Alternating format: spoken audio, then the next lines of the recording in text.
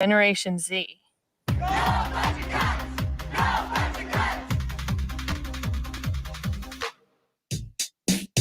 Generation Z is very diverse and different from other generations. Gen Z is the kids of today. We're passionate about social justice and we leverage our identities to create a world that's better for everyone. Generation Z was born 1997 or after. Its members are in their teens and early 20s, and they're the most racially and ethnically diverse American generation yet. They're also on track to be the most educated generation. And to give you a sense of their place in time, most of the people in Gen Z have never known life without a smartphone. Gen Z is really the identification for people who grow up purely in this new era of communication and technology. Gen Z is the activist generation.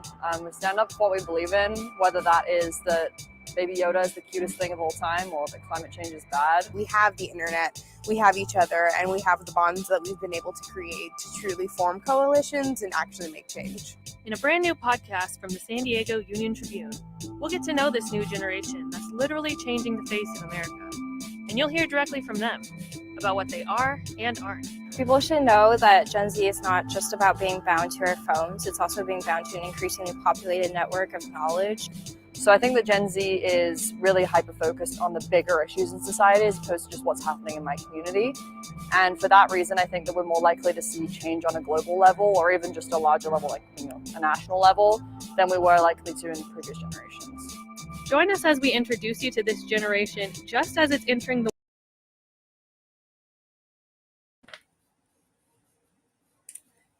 muted. That's right. I did that last week. Great Saturday, everyone. Good morning and welcome to episode 108 of the REALL Academy with the Leadership Doctors. I'm Dr. Sheikah Houston. And I am Dr. Tammy Taylor. Good morning. Thank you for joining us. And if this is your first time joining us and you need to know who we are best-selling authors, speakers, educational consultants. Tammy, could you do the comments too? And we are the senior consultants with Create and Educate. We are a literary and educational consulting firm. Between the two of us, we have about 48 years of experience serving at the teacher, school level leadership and district level leadership positions. And today we also serve on multiple boards. Right now we're enrolling in our leadership coaching program for principals and aspiring principals. We're providing professional development for schools, districts, and at conferences on school turnaround and literacy with the emphasis on our studies of the generations and how to best relate to them. So if this is something that you are interested in, please fill out the information form or the contact form on our website at www.createandeducate.solutions. So why do we do this? Tammy's going to explain why we're doing this. Definitely. We do this work because at one point we were both leaders of schools that were in state-sanctioned school improvement, and we just didn't have the support that we needed to be able to navigate that process. Our schools through that process went up 2 and 3 report card ratings in just a single year, using the strategies and the protocols and structures that we have placed into the framework that we've created. And it aligns the work that we did so that we could share that with other leaders and schools who need that level of support. The framework for us is unique because the work of the leader, the teacher, and the students are all aligned in the framework. We know that in John Hattie's work, he often speaks of impact and what teacher efficacy and student efficacy bring to the table when you're looking at that impact. We know that those yield high results. And what we've done is we've created a framework that does that. We pay attention to teacher and student efficacy because it's that thing that creates the synergy that's needed between all of the groups that are stakeholders in a school to make the work meaningful and impactful so that leads to success for everybody. Most definitely. And if you're not familiar with our framework, it's at the top pane of our screen and over our shoulders. It's our REALL framework. It stands for respect, excellence, accountability, literacy, and leadership. And as Tammy stated, we align all of the work at the school from the leader down to the children with that language around the work. So, welcome again to everyone. I want to thank everyone for all of the birthday shout outs this week. They have definitely been I'm so very appreciative of all of the love. And thank you all for joining us. I see we have Ben, Principal Laws, Melissa, Principal Kafele, September, Miss Dot, Latisse, Kenyelle, Leslie, Jasmine, and Central joining us so far. So we appreciate our real family every morning, and we don't take you all for granted on Saturdays.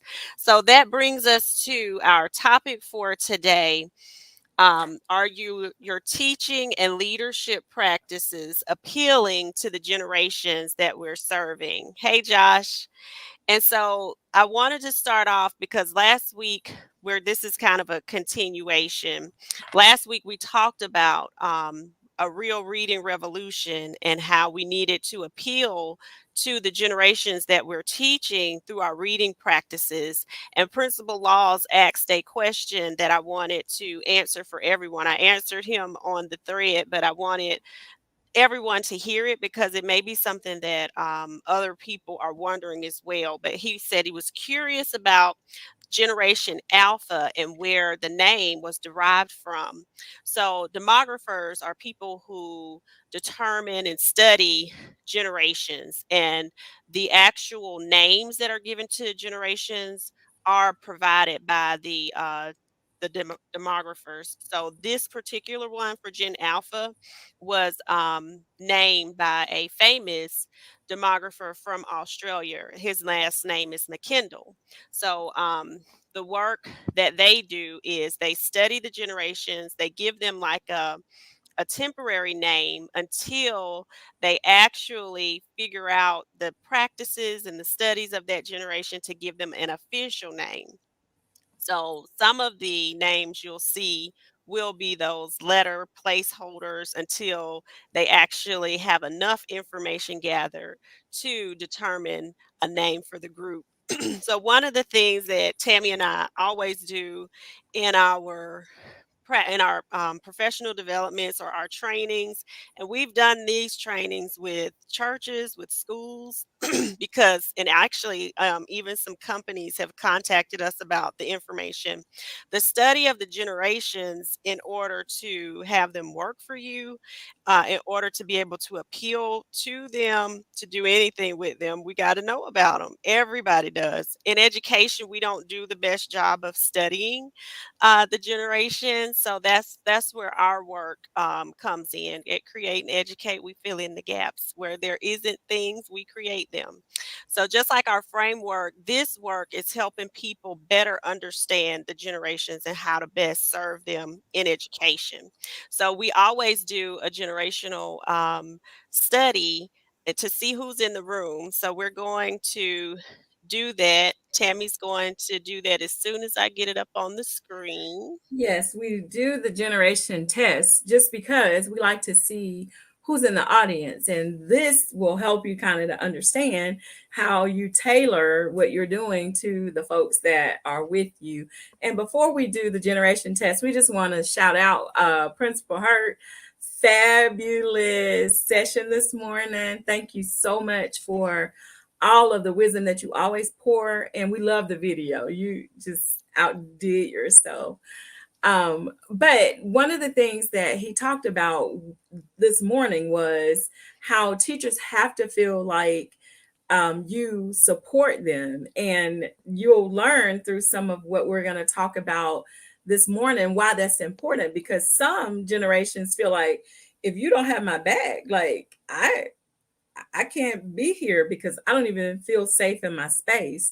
So it's important that you know who you are working with, whether you're in the classroom or whether you are leading your staff. We want you to be cognizant of that. So we're going to just take a poll and ask if you would, when we go through some of these generations that you're going to see on the screen, let us know which generation you're a part of. And we're going to give you just a tidbit of a snippet of what that generation represents. And the first generation that we start with is anybody born between the years 1928 and 1945.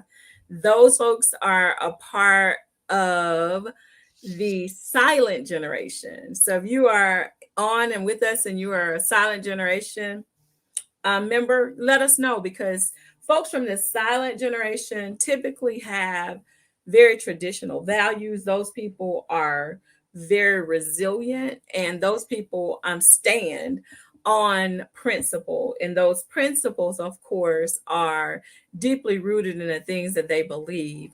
The next generation that we were going to ask that you drop in, if you are part of the generation, are the boomers. And those are folks that are born between the years of 1946 and 1964. So if you are a boomer, let us know in the chat.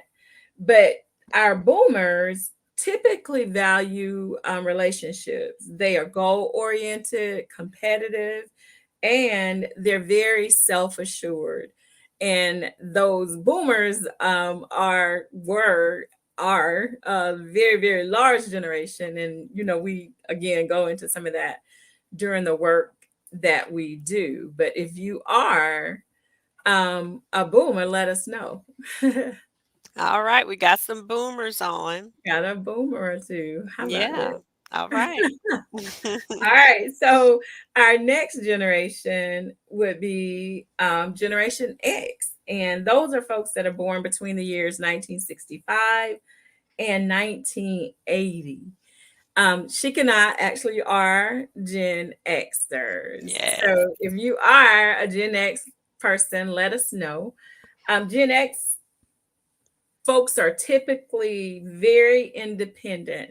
This is the group that they say are highly intelligent, and these are your latchkey kids. These are those of us whose parents were working and you had to go home and kind of try to figure that thing out for yourself, unless you had somebody like me. My grandma was taking care of us, but those latchkey kids are a part of that Generation X. And we seem to have a lot of X folks on here. We do. And Josh put Yes. Generation X, we don't break. And that is very true. Very resilient generation. Yes. Next generation are the millennials, and those are all of you that were born between 1981 and 1996. And for the millennials, they love to travel. Millennials love traveling. They're very nostalgic. And the millennials are those generational folks who don't mind making a quick move. They move fast. But that's the characteristic of Generation Millennial. Our next generation is Generation Z, and you heard the video on Gen Zers. And those folks are born between 1997 and 2012.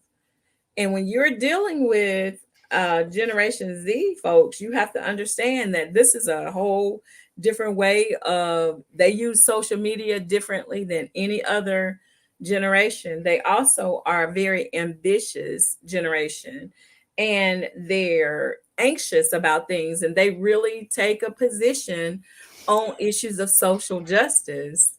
You have to really be willing to model. Like when you're leading Generation Z teachers, you have to help them to model. Sometimes they get the reputation of not being tactful in their delivery of things. And so you have to model for them how to talk to people and soften the blow sometimes.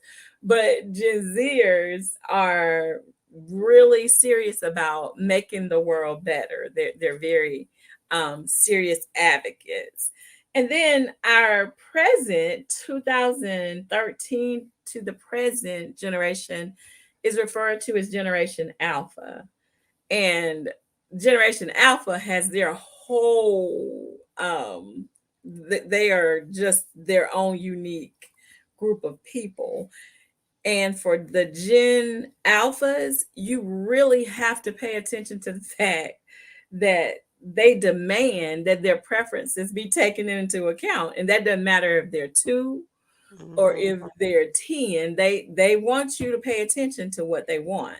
That's a strong characteristic of our alpha generation. But they also are very good at making decisions.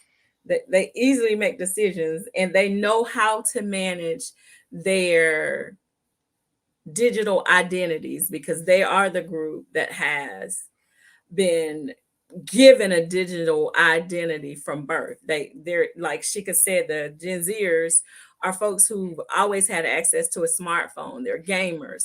These are they think differently than those of us who are coming from Generation X and got a cell phone after you were almost grown or grown. So we really want to make sure that we pay attention to who we're working with because again, it helps us in dealing with how they're feeling because you have to take into account that this is a real thing. They're not, and sometimes it gets to be a lot. Some people get flustered and it's just too much. They're high maintenance and I just can't even deal with them. But what you have to be able to do is, as Shika said, study the clientele, see who you have so that you know how best to deal with them. And we talked about this before, and I think Shika's going to touch on this. But perhaps when we start to really pay attention and hone in on who we're working with, we'll start to see things turn around with being able to retain teachers more because they'll feel like they belong in the space that they're in and don't feel like they're foreign digital natives. They are a part of the process. And it's always very interesting when we do this as a part of our culture work with schools and organizations. This level of awareness of your staff as the leader helps you to lead through a different lens. But what it also does with the culture of the organization is help everyone to understand the differences that exist and kind of how to better relate, and the working with one another becomes just a little bit better when you have that awareness, self-awareness, as well as the awareness of the people that you are working with. So just from the intro video, and thank you all for sharing the generations that you all are a part of.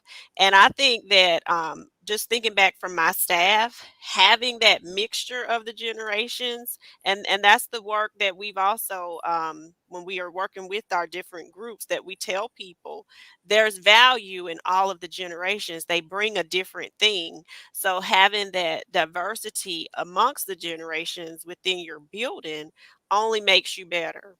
So in leadership, like Tammy talked about, you have to know how to relate to the people that may work for you in these generations, but also through the lens that we're serving children also from the last two mostly generations in our schools. So when we're listening about what we heard about Gen Z, that they are the most ethical, diverse, and naturally diverse group. They're that smartphone generation.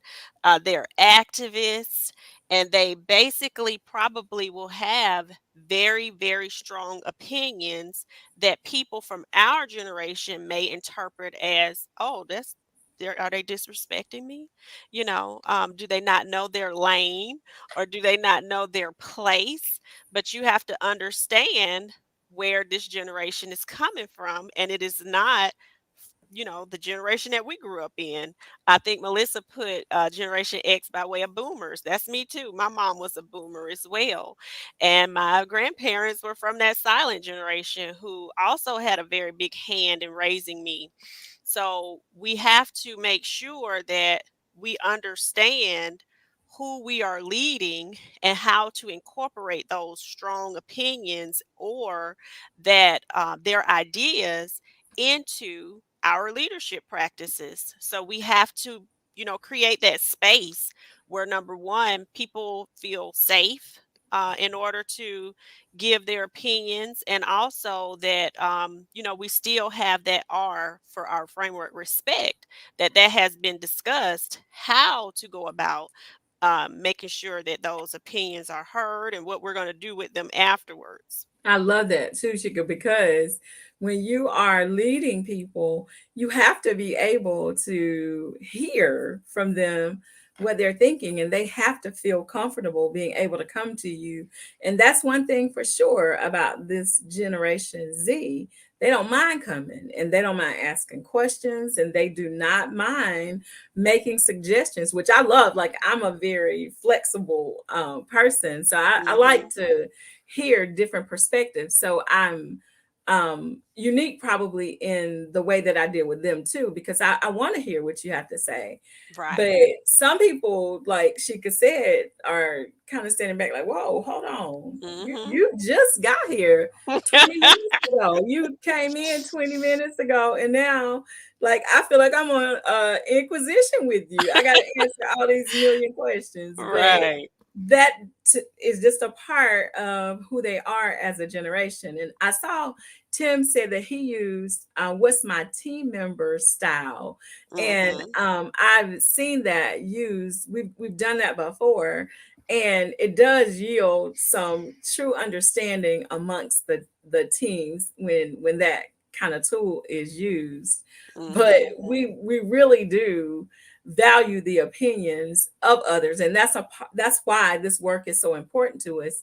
We want to be able to help other leaders to kind of have an idea of who you're working with, so that makes things easier, and it makes like life better for everybody in the school. Definitely. And when we're talking about it from that teacher lens, once we do this in our PD with the teachers, we then lead into that work of the generational studies through how that should transfer into their teaching practices. So when you're thinking about students who really have strong opinions and are activists and already have that digital footprint, then a lot of times for them, authentic assessments they will perform a lot better on than this traditional stuff that we try to force down their necks because we're teaching to the test. So, there's a place for those types of assessments. We realize being school turnaround principles that we have to have those, but that is not all that you have to have. You do need a space where children can express themselves authentically. We've seen some great examples of authentic assessments at a writing conference that we went to where students were able to take an assignment that was a rant assignment. They could record themselves based on a topic they were very passionate about, and the teacher turned that into a writing assignment.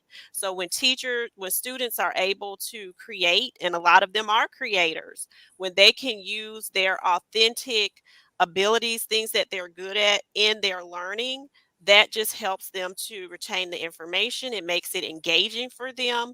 And now they feel like they are a true part of the class. So this is the type of work that Tammy and I do through this specific generational lens, making sure that the leader understands that who they're leading, how to best relate to the teachers, and then with the teachers helping them understand who they're teaching through our literacy and culturally relevant training. So please contact us if this is something you're interested in. We are out of time. Thank you all for joining us.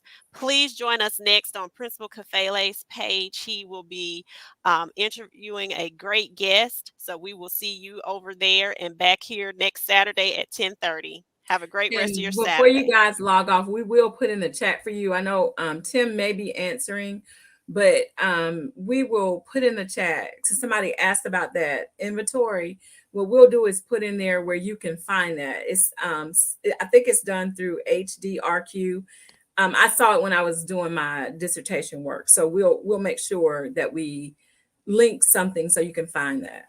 All right. Yes, the boss educator will be on. Thank you, Josh, with Principal Kafele next, and we love her Yes. as well. Have a great Okay, rest of guys, your have a great rest Saturday. of your day. Thank you.